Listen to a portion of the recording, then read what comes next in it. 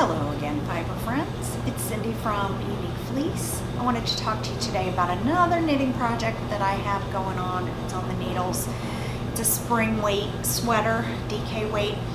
The challenge with this one was that I had, and probably a lot of you are like this as well, I try to be very frugal and thrifty in my yarn expenditures. So I'm not beyond picking up a couple balls of yarn here, a couple more over there, not enough to make a sweater, but then eventually I get an idea or motivation or sort of a spark of creativity that lends itself to using bits and bobs of different things that I bought over time together to make a final project. So today I wanted to talk to you about one of those, and I have to say I absolutely adore this photo of this sweater.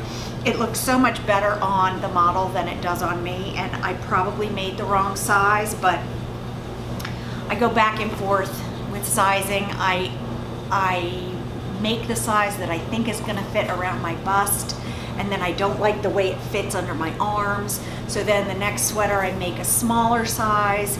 But with this one, it's slouchy enough that I'm comfortable in it, but not so slouchy that I feel like it makes me look like a bag of potatoes. So I love how it looks on the model more than I love how it looks on me. But having said that, that's really more of a body issue thing with me than it is with the pattern.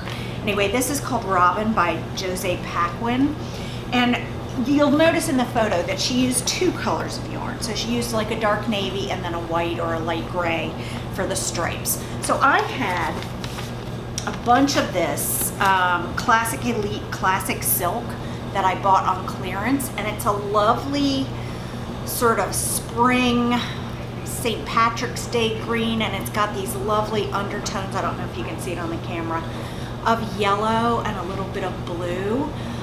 It's cotton and silk and nylon, which I love because I love the softness of cotton, but it's just so heavy on its own. And so to find something like this that's blended with other fibers that's on clearance, I couldn't pass it up. But it sat and sat and sat for years and years and years because I didn't have any project to make with it. So one day on Ravelry I'm searching and I think, oh, that's cute, and I have DK weight yarn, and I probably have something else in my stash that could go with it. So I had a lot of this white DK weight bamboo. I'm not sure what it's blended with. It's bamboo and something else. I want to say cotton because I dyed it with a bast fiber, like a DK, a cold water dye, and it pretty uniformly dyed. So I'm going to say it was like bamboo and cotton, maybe silk. No, it wouldn't have been silk because that would have been another dye. Anyway, I had about 7 balls of that and 7 balls of this. So my idea was to make sort of a graduating rainbow stripes, and then I had to do some more math. I had to calculate, you know, based on the yardages that she gives in here for the main color and the yardages that she gives for the contrasting color. I applied those same yardage percentages to how much I would need to dye for the stripes. And as you can see, I'll hold up the almost finished project. It's not quite finished. And the thing I love about this sweater is that it incorporates a lot of short row shaping. So like the neck is shaped using short rows, and it's a little confusing at first because you're going back and forth, and you sort of, it's easy to get confused about where am I in this circle.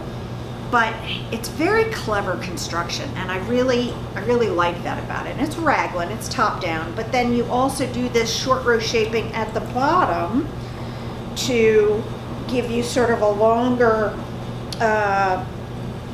sweater in the back than in the front. And you can see that because of my calculations that some of the body stripes are wider Then the arm stripes, like when I got to the point where I was gonna have to use this pink and purple to stripe both sleeves, I had to make them significantly thinner. Same with the blue and purple. And I've got these two dyed skeins left. One is just various degrees of green, shades of green, and the other one is like a green and a turquoise. I'm not going to use either of these at all in the body, and it looks like I'm going to have, you know, plenty of the green, the classic silk left over. So, you know, as with what usually happens with me with projects, things, I think I've calculated the math correctly, but there's a little bit of a hink.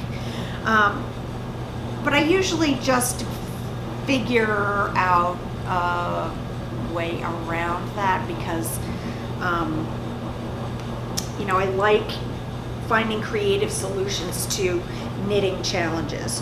So anyway, so that's this robin sweater. I pulled it back out because going around, and one of the comments on Ravelry was that it's a lot of stock in it, and it is, you know, because you're knitting this sweater in the round, and there's nothing really breaking up those rounds of stockinette, so it can get a little bit mundane, but I still love it, and I'll put it away and then bring it back out again. And because we were having this warm-ish spell mid-February in Virginia, I thought, oh, this is a good time to get this sweater back out, and maybe I'll get it finished to wear in the spring when spring has actually full on arrived here in Virginia.